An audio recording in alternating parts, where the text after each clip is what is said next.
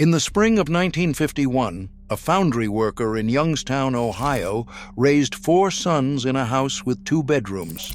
He never made more than $40 a week. He owned 1 suit. Yet every one of those boys grew into a man other men followed. Not because they were clever, not because they were rich, because their father had drilled something into them on the back steps before each one turned 12. A set of rules. Quiet rules about how a man carries himself and treats the people in front of him. He never wrote them down. He did not need to. He lived them in front of his sons every single day until the cancer took him in 1968. At his funeral, grown men he had never met came to shake his sons' hands. They raised boys differently, not with apps or therapists or self-help books, with habits carved into them by fathers who knew exactly what kind of man they were trying to build. Those habits made friends. They won jobs. They held marriages together through hard years. We abandoned every one of them. We decided that letting a boy be himself mattered more than teaching him how to be a man. This was not charm. This was construction. Every rule had a purpose. Every correction was deliberate. Then we called the old way rigid. We replaced it with nothing. And we have been raising lonely men ever since. Number 24 on this list took less than 2 seconds and made a boy trusted by men 3 times his age. Number 12 contradicted everything modern parenting teaches, and the sons raised on it were the ones who never crumbled under pressure. And number 2, the rule fathers enforced more strictly than any other, built more lifelong friendships than anything else in working-class America. It was passed down in a single sentence at a kitchen table. These 30 rules were not about raising boys who were liked. They were about raising boys who were respected. They were the difference between a son who needed the room and a son the room needed. Hit that subscribe button. Let us count down the 30 charm rules every American father used to raise unforgettable sons. Number 30. The firm hand, early. A father shook his son's hand before the boy could read, met the eyes, held it 1 beat, then let go. A steel worker in Gary, Indiana did this every morning in 1949. By 6, his boy shook hands like a man. Other fathers noticed. They wanted to know who raised him. A boy who learns the grip early carries it for life. The hand was the first lesson in being met as an equal. Number 29. Look the man in the eye when you answer. A father did not accept a mumbled reply to the floor. He waited. He made the boy lift his head and speak it again. A railroad man in Nebraska did this in 1952. His sons answered every grown man square in the face. Foreman hired that look on sight. The eye that does not drop tells the world a boy was raised by someone. The lesson was never about confidence. It was about respect for the man in front of you. Number 28. Say the man's name back. When a stranger gave his name, the boy was taught to repeat it once, plainly. A grocer in Vermont taught this to his son in 1954. By 12, the boy never forgot a name in town. Customers asked for him by his own. A man's name is the one thing he truly owns. To say it back was to hand it to him with care. The trick was never the memory. It was making the name matter. Number 27. Stand when someone enters. A father taught his son to rise when a person came into the room. An old man, a woman, anyone. A clerk in Tennessee enforced this in 1950. His boy stood for every soul through the door. People remembered the boy for 30 years after. To rise is the oldest welcome there is. The standing cost a boy nothing. It told a stranger he had been seen. Number 26. Carry. Something for someone every day. A father set a rule.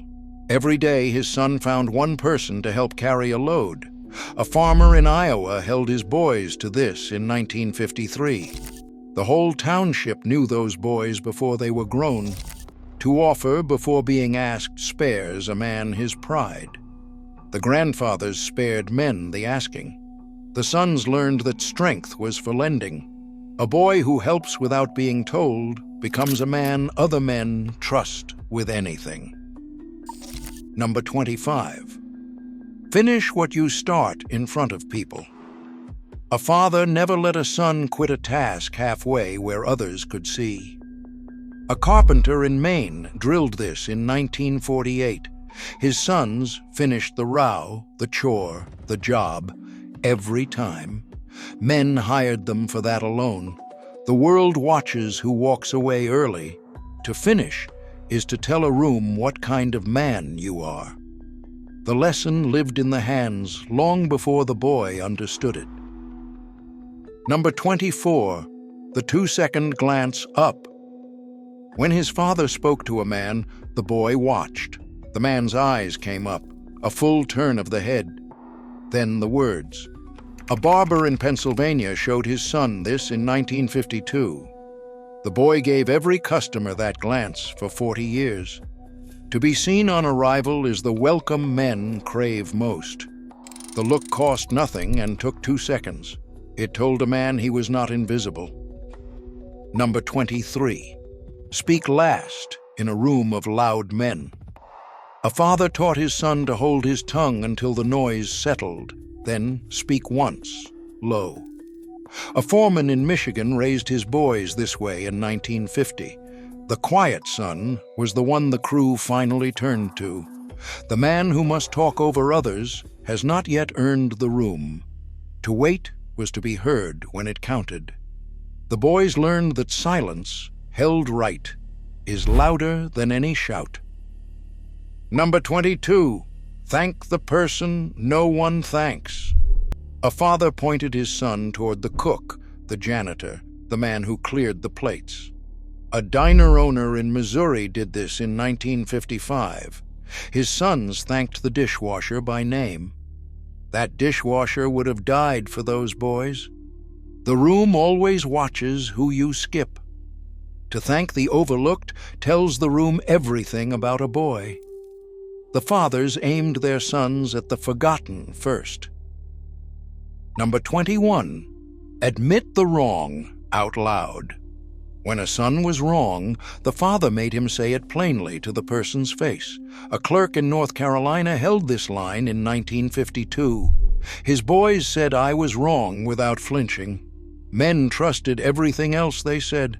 A boy who can never admit a fault grows into a man no one believes. 3 honest words bought more trust than any clever excuse. The fathers knew that early. Here is what nobody says out loud. Roughly 1 in 7 American men today reports having no close friends. Not one. The share of men who can name several close friends has collapsed since the 1990s. This is not because men became unlikable. Somewhere after 1970, the handing down stopped. Fathers stopped teaching sons how to enter a room, shake a hand, hold an eye, thank the forgotten man in the corner. We told boys to simply be themselves. But a boy cannot be himself well when no one has shown him how to be a man among men. We traded a culture of correction for a culture of self-expression. We called it freedom. The fathers had no app and no coach. They had a porch, a hard hand, and 40 years of patience. The rules became reflex. The reflex never sent a notification. It just sat in a man and made him easy to trust. Number 20.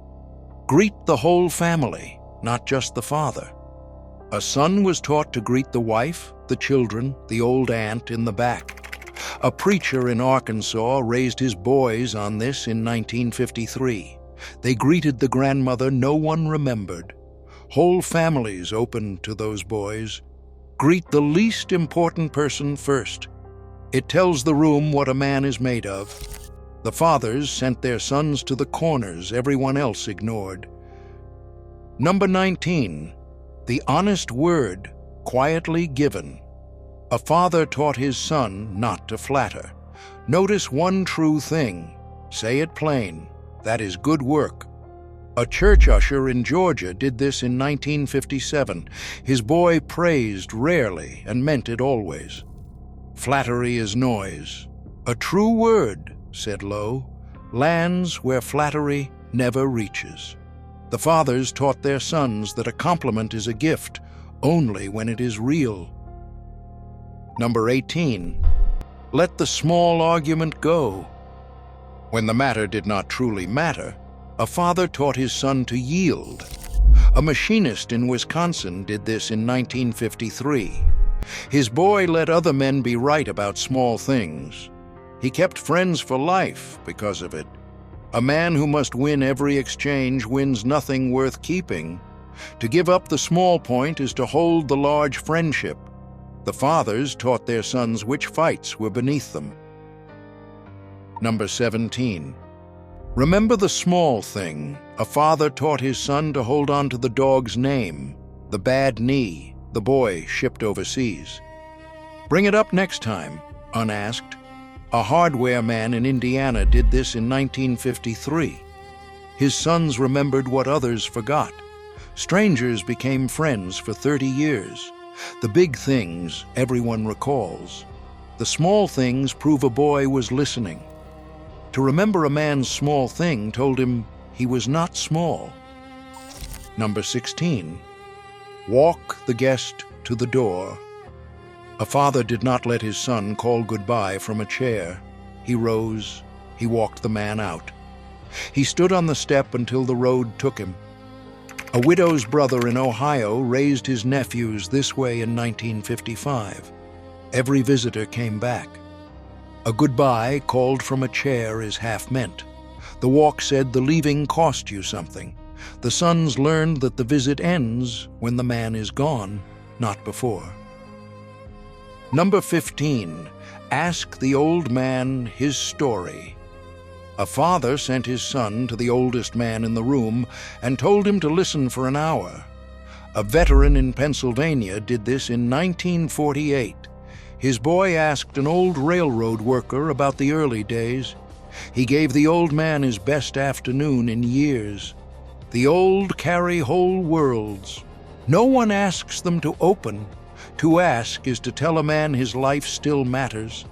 The fathers aimed their sons at the elders. Number 14. Keep the promise the boy forgot you heard. A father made his son keep the smallest word given, the thing the other man had already forgotten.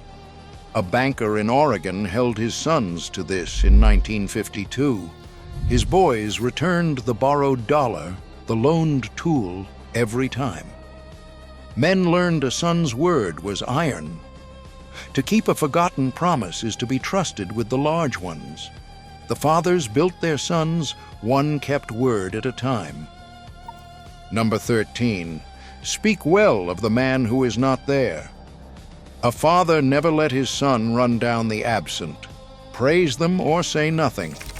A store owner in Kentucky did this in 1956. His boys guarded the names of men not in the room. The whole town trusted them with secrets. The boy who speaks ill of the absent tells you what he says of you when you leave. The surest road to trust ran behind a man's back. The fathers taught their sons to walk it. Number 12. Stand still under pressure. When things went wrong, a father taught his son to slow down, not speed up. A fireman in Texas raised his boys this way in 1954. The calm son was the one men looked to when the worst came. The world tells boys to react. The fathers taught them to hold. A son who does not flinch becomes the man a room leans on. The stillness was not coldness. It was a gift to everyone watching. Number 11. The pause before you answer. A father taught his son to wait one full breath before replying, then speak. A night watchman in Ohio did this in 1949. His boys never talked over a man. People sought them out on their worst nights. In a world of men cutting each other off, the one who waited was trusted. The pause was not hesitation. It was respect, with the volume turned down. In 1996, a researcher set out to prove that modern Americans made better first impressions than their grandparents. The data refused.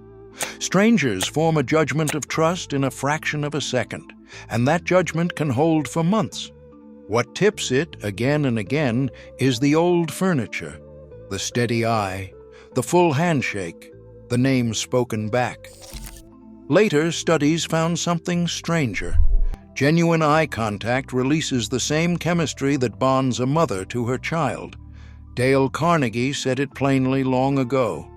A man's own name is the sweetest sound in any language. The fathers never read the studies. They had run the experiment 10,000 times, on porches and at supper tables. They already knew the result. The rules worked, not because they were old, because they were true. Number 10. Sit with a man in silence. A father taught his son that he did not have to fill every quiet. Two farmers sat on a porch in Nebraska in 1949, an hour without a word, deeper than most friendships built on talk. Only friends can be quiet together. Strangers must fill the air. The fathers measured a bond by how long two men could let an evening pass in peace. The sons learned that comfort, not noise, was the proof. Number 9. Lead with the man's children. A father taught his son to ask about the boy, the daughter, before the weather or the work. A barber in Alabama did this in 1956. His son's chair was never empty. Every father is hungry to speak of his children. He is rarely given the chance. To ask was to open the warmest door a man owns. A man forgets what you said of yourself. He never forgets that you asked about his boy. Number 8. Offer the help before the asking. A father taught his son to see the need and meet it before the man had to say a word. A mechanic in Texas did this in 1954. His sons carried the load before it was mentioned. The whole county owed them and loved them for it. To ask for help costs a man his pride. To be offered it costs him nothing. The fathers spared men the asking. Men never forgot who had spared them. Number 7. Never finish another man's sentence. When a man searched for a word, a father taught his son to wait. Let him find it. A schoolteacher in Maine did this in 1951.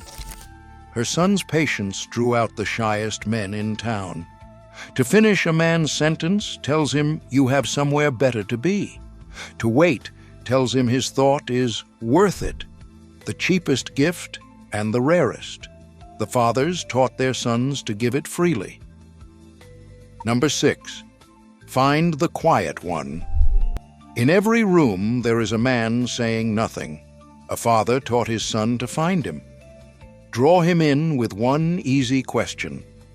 A union man in Michigan did this in 1954. His son turned to the silent new worker and asked where he was from. That worker stayed 30 years. The loud take care of themselves. The quiet one is the test of the boy. The fathers always sent their sons to him first. Number 5. The hand on the shoulder. When words failed, a father taught his son to lay a hand on a man's shoulder. Once, briefly, then let go. A pastor in Mississippi did this in 1955. His son's hand on a grieving man said what no speech could. There are moments speech cannot reach. Only the human hand will do. The fathers knew which moments those were. The hand said, "I am here," deeper than any word. Number 4. Remember where you left off. A father taught his son to pick up the last conversation right where it ended. So did your boy get that job. A tavern keeper in Illinois did this in 1953. Men felt known the moment they walked in. To remember where you left off tells a man his life kept living in your mind while he was gone. The sons carried men between meetings. That is what made the strangers feel like family. Number 3, take off the hat. Before a son entered a home, a job, a church, the hat came off. Right hand into the left, brim down. A salesman in Cleveland taught his boy this in 1953. The hat was off before the knock every time. No words, no explanation. The gesture told the man on the other side the boy had been raised by someone. Foreman hired that signal before the resume. The hat said it before the son did.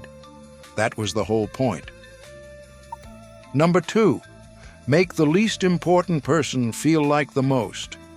In every gathering, there is someone the room has decided does not matter. A father taught his son to turn to that person first.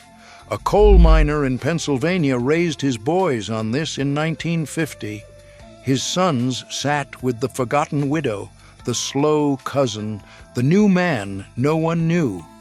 Those people loved the boys forever. The room remembers who you lift. To raise up the overlooked is the kindest thing one human can do for another. The fathers taught it before anything else. It was passed in a single sentence at the kitchen table.